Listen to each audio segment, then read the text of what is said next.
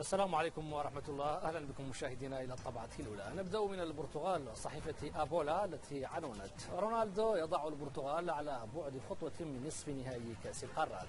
الصحيفة نقلت الكثير عن تفاصيل المباراة وكذلك تصريحات المدرب فرناندو سانتوش الذي دافع عن أداء بطل أوروبا قائلا إن النتيجة أهم من الأداء الجميل.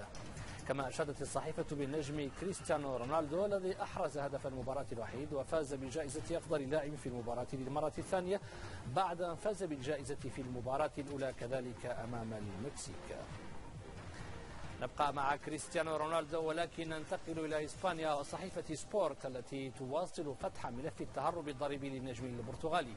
الصحيفة نشرت موضوعا مطولا قالت فيه إن فريق الدفاع الخاص باللاعب أخفى بعض المستندات المهمة في هذه القضية.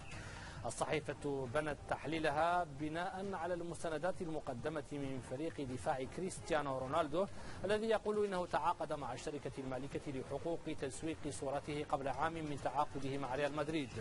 ثم عادت الصحيفة لمستندات أخرى نشرتها صحيفة دير شبيغل الألمانية تؤكد أنه تم إجراء تعديل على تاريخ العقد الأصلي وذلك في محاولة لإيجاد حل لهذه المعضلة التي تواجه النجم البرتغالي في الوقت الحالي.